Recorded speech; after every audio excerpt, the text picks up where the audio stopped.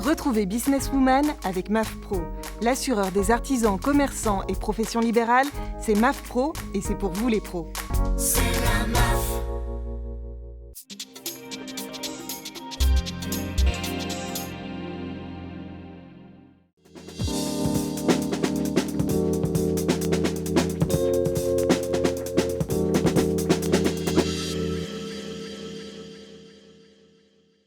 Bonjour à toutes et bonjour à tous, bienvenue sur le plateau de Businesswoman, votre émission dédiée à l'entrepreneuriat au féminin. J'ai désormais le plaisir et le privilège de vous accueillir sur Demain TV et widobiz.com pour ce rendez-vous incontournable. Nous allons nous intéresser aujourd'hui à l'entrepreneuriat en milieu rural. Quel citadin n'a pas rêvé un jour en rentrant de vacances de quitter le stress de la ville pour le calme de la campagne? Seulement voilà, entre rêve et réalité, il y a souvent un fossé. Pas toujours facile de franchir le pas. Comment s'organiser? Quel type de démarche faut-il entreprendre? Quels sont les pièges à éviter? Tant de questions qu'il peut être légitime de se poser avant de se lancer dans la grande aventure. Nos invitées, elles, ont franchi le pas. Ce sont des femmes. Elles ont décidé d'entreprendre dans le milieu rural. Elles sont même expertes dans leur domaine et ont accepté de partager leur expérience sur le plateau. Céline Lieffroy, fondatrice de l'agence de télésecrétariat Maya Secrétariat, ça commence bien, et consultante. Hélène Puzin, co-créatrice de Odette & Co, rural mais pas ringarde, spécialiste du développement rural, de la création d'activités et de l'accompagnement de projets. Vous êtes ce qu'on appelle une interprète des patrimoines. Qu'est-ce qu'une interprète des patrimoines ? Alors, une interprète des patrimoines, c'est une personne qui, en fait, crée des scénarios de visite dans des espaces naturels. Et la spécificité de ma structure, qui en fait est une interprétation, on est 3 dans cette structure, c'est de le faire de manière participative avec la population. Donc avec eux, de voir quelles sont les ressources de cet espace, c'est ce qui est à valoriser, quelle est son histoire, quels sont les animaux, la faune et la flore présentes sur ces espaces-là, et de tout mettre en musique et de raconter une histoire aux visiteurs pour qu'ils puissent découvrir tout ça sur un moment de visite et de vacances. Donc il faut en plus que ce soit attractif et ludique. Alors vous êtes vraiment la spécialiste du milieu rural, vous avez toujours été à la campagne. Oui, hein? Toujours, oui. Toujours Sauf pour mes études, mais autrement, oui, toujours. Alors, on l'a dit en début d'émission, vous avez aussi cofondé un magazine. Comment il s'appelle ce magazine? C'est ça qui m'interpelle, moi. Alors, en 2010-11, on a créé avec un collectif de femmes un magazine qu'on a appelé Odette & Co, rural mais pas ringarde. Rural mais pas ringarde. Et justement, ça me donne envie de tordre le cou directement en début d'émission à des préjugés qu'on peut avoir. Tous les citadins en ont, on le sait. Quand on dit la campagne c'est ringard, vous avez envie de répondre quoi justement? La ville est aussi ringarde que la campagne. Non, pas du tout, pas du tout. C'était, pour nous c'est important, c'était un message qu'on n'avait pas forcément prévu au départ, mais on a toutes choisi de rester ou de venir nous installer en zone rurale. Et en fait, c'est un endroit qui est magnifique, où il se passe plein de choses, où il y a plein d'activités, où on est en plus grande proximité avec la nature. Voilà, on avait envie de montrer tous ces côtés-là et surtout montrer que c'est absolument pas ringard, quoi. Et justement, quels sont pour vous les atouts, les vrais atouts de la campagne? On peut innover, on peut faire tout ce qu'on veut. Souvent, en fait, pour arriver à créer son emploi, il va falloir combiner, avoir 2 ou 3 activités, salariés indépendants. Donc, ça nous oblige à plein d'innovations. Il va falloir pallier à des absences de services ou autres. Donc, pareil, on va devoir troquer, développer l'entraide. Donc, c'est un atout. En urbain, on a plein de choses, on a du mal à se trouver. Les atouts, c'est on a une nature magnifique. Cadre de vie incroyable. Voilà, un cadre de vie qui est chouette et qui a plein de potentiel d'activité aussi. On peut travailler sur informatique en ayant... Donc justement, on peut travailler sur plein de secteurs d'activité. Céline Lieffroy, vous, pour le coup, vous êtes la citadine qui a décidé de tout plaquer pour aller s'installer à la campagne. Racontez-nous un peu cette aventure. Alors effectivement, je suis une ancienne parisienne, et j'ai créé mon activité à Paris en 2009, qui est une activité de télésecrétaire spécialisée en retranscription audio. D'accord. Alors pour ceux qui ne savent pas en quoi ça consiste, en fait je reçois des fichiers audio de mes clients et je le retranscris sous Word, sachant que ça peut être des réunions, des comités d'entreprise par exemple, donc je rédige le compte-rendu, des entretiens de recherche, des colloques, des journées d'études. Donc ça consiste essentiellement à travailler à mon domicile, devant mon ordinateur, donc sur l'informatique. Et donc j'ai développé cette activité dans un premier temps à Paris. Donc finalement, toutes les deux, vous pensez que tous les secteurs d'activité peuvent être concernés dans le milieu rural ? Oui, oui, il suffit de s'adapter, il suffit de construire, mais au contraire, même au contraire. Il y a souvent, des besoins, ouais, des besoins il y a aussi, plein spécifiques au milieu rural qui donnent aussi des opportunités qu'il n'y aurait pas forcément au milieu urbain. Et qu'est-ce qui fait justement qu'on quitte tout pour aller s'installer dans le milieu rural? Ah, c'est à vous surtout que je le demande. Oui, Céline. alors dans mon cas, c'est surtout effectivement la qualité de vie. D'accord.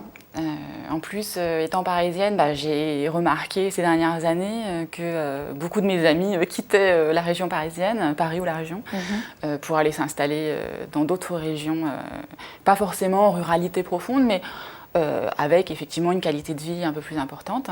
Moi, c'est surtout la campagne qui m'attirait, vraiment. Les grands espaces, voilà, envie de les respirer grands un espaces. Moi, j'aime bien les promenades, les randonnées, etc., avec les animaux. Il y a aussi cet environnement. Pour le coup, dans le métro, c'est moins sympa les promenades. Hein. Tout est plus compliqué. On ne profite pas autant de la nature dans le métro. Voilà, je pense. Ça doit être ça. Est-ce que finalement, donc du coup, pas besoin d'avoir une âme rurale pour venir s'installer à la campagne, puisque pour le coup, vous êtes une vraie citadine. C'est bien d'en avoir une, ça doit aider. Est-ce que c'est quelque chose qu'on peut faire sur un coup de tête ou est-ce qu'il faut vraiment bien se préparer? Ah. Alors dans mon cas, c'était plutôt sur un coup de tête. Ça s'est décidé très rapidement. Également sur une opportunité. Et donc, je n'avais pas énormément réfléchi. Pour mon activité en elle-même, puisque je travaillais exclusivement sur Internet, la première chose, c'était de vérifier que le réseau était suffisamment bon pour que je puisse avoir une activité professionnelle. Et dans l'affirmative, ça s'est fait assez rapidement. Je dirais que l'adaptation, parce qu'effectivement, sans doute, faut-il mieux préparer son projet, en fait, en amont. Vous pensez qu'il faut un peu préparer tout ça, le terrain? Moi, j'étais un peu dans l'euphorie. Je vais vivre à la campagne, changement les animaux, de vie, le tout grand ça, air. exactement, le grand air. Et c'est en fait au bout de, un an que je me suis rendu compte que je m'isolais moi-même à la campagne. Je pense que c'est pas forcément des freins, mais une des choses dont il faut prendre conscience, surtout quand on vient de la ville, où on est entouré de monde, où on est un peu les uns sur les autres, où il y a plein d'activités, plein de réseaux, mais vraiment en bas de chez soi, quoi. À la campagne, il faut sortir de chez soi. Ce qui est tout à fait faisable. Il y a plein de réseaux aussi à la campagne, mais on ne viendra pas forcément vous chercher. Et voilà, les distances aussi. Moi, j'habite dans un petit village, donc je suis quand même proche de Rennes. Donc, je peux y aller, mais c'est accessible. C'est accessible, mais on ne va pas aller tous les jours à la ville. Ou alors, ça n'a plus de sens pour le coup d'aller s'installer à la campagne. C'est pas ça. Mais il faut vraiment faire l'effort de s'insérer dans des réseaux et d'aller vers les autres. C'est pas forcément les autres qui viendront à vous. Voilà. Et comment on fait justement pour développer ce réseau, vous qui êtes vraiment du milieu rural, quelles sont les astuces pour développer tout ça? Alors déjà, peut-être en complément du côté campagne, de dire qu'en fait, alors dans la zone rurale où je vis, en Ardèche, après elles ne sont pas toutes pareilles. On voyage aujourd'hui, voilà. C'est génial. On a un réseau d'associations qui est hyper important et justement l'intégration en zone rurale, souvent ça va être de trouver ces réseaux, d'arriver à rencontrer les réseaux qui nous correspondent et pour pouvoir petit à petit connaître du monde parce que ça peut paraître très isolé avec 100 personnes et en fait si, il y a plein de monde, sauf que chacun fonctionne à sa manière. Et moi, j'aurais tendance à dire, s'il y a changement de vie, changement de travail, changement de lieu, l'anticipation est quand même il y a garanti une plus grande réussite. Et puis aussi comprendre qu'on envie cette zone rurale parce qu'elle a des us et coutumes, comme en milieu urbain.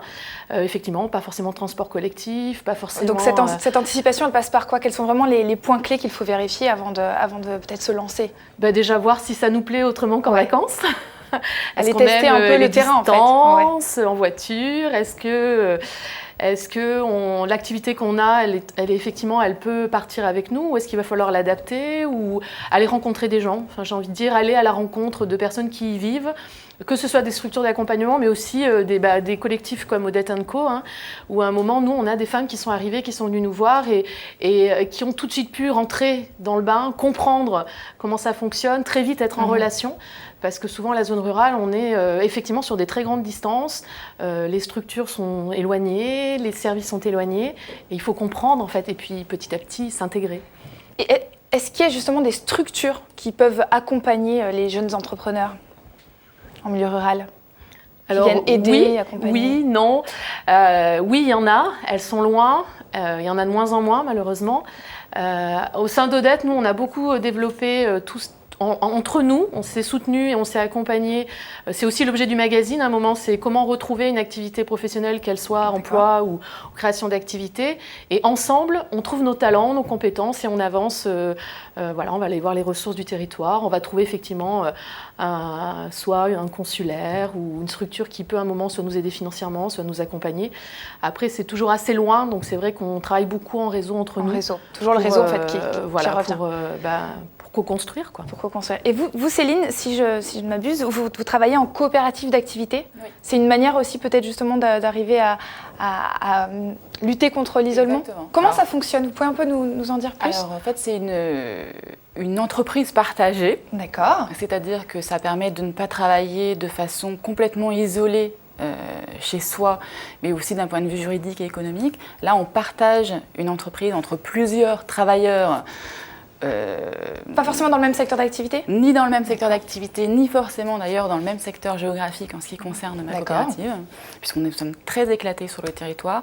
Et notamment dans ma coopérative, il y a une vocation un petit peu rurale. Donc elle est adaptée justement à des gens qui travaillent soit à leur domicile, soit sur des artisans, des gens qui travaillent en atelier, mais de façon assez isolée. Finalement. Donc ça leur offre un support notamment juridique, économique, de la formation et puis aussi beaucoup de rencontres et beaucoup de réseaux.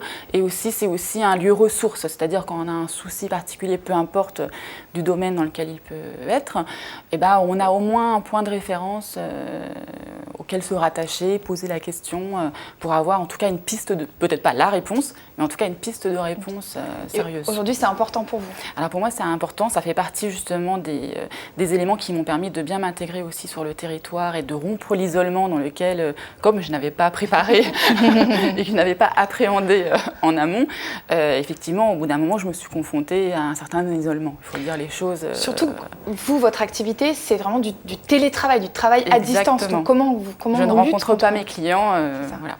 Donc alors, il y a finalement... J'ai eu 3 portes d'entrée dans ces réseaux. Donc il y a effectivement la coopérative d'entrepreneurs, donc il y a un établissement à Rennes, donc reste un petit peu quand même ce problème de distance, mais qui est très sécurisante d'un point de vue juridique. Parce que moi avant j'étais en entreprise individuelle, en EURL, donc bon, on a des comptables, mais le rapport n'est pas du tout le même, c'est très impersonnel, alors que dans une coopérative il y a vraiment un intérêt de tous les autres entrepreneurs. En fait, il y a une entraide entre nous. Y compris d'ailleurs au niveau du territoire quand même. Donc ça, c'était une entrée. La deuxième entrée, c'était au niveau de la communauté de communes dans ma campagne, donc, où les élus ils ont repéré qu'il y avait plusieurs travailleurs indépendants sur leur territoire et essayent de fédérer tout ça autour d'un projet de coworking. Donc c'est très à la mode, même dans les communes rurales maintenant on s'y met.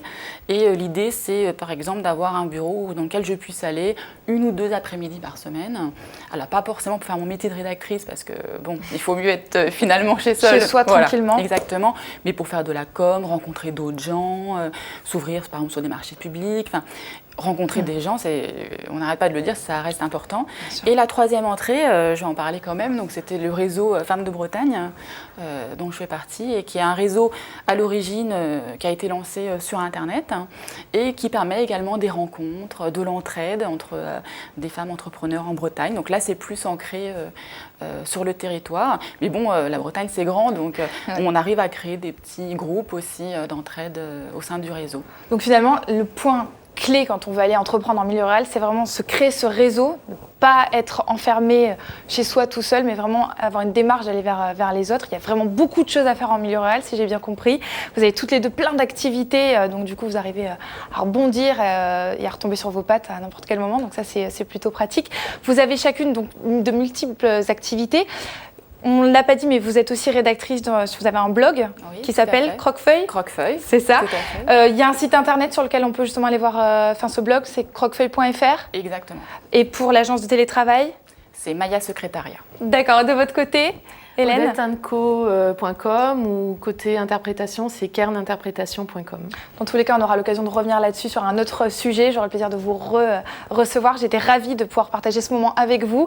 Pour toutes celles qui ont envie de se lancer dans l'aventure, de tenter d'entreprendre en milieu rural, vous avez plein d'infos sur Internet, notamment sur le site installation-campagne.fr. Si vous voulez revoir cette émission, vous pouvez vous rendre sur le site de demain.fr ou encore wedoubiz.com, mais également ellesentreprenent.fr. Je vous dis à très vite pour une nouvelle émission de Business Woman, parce que croyez-moi, les femmes n'ont pas dit leur dernier mot.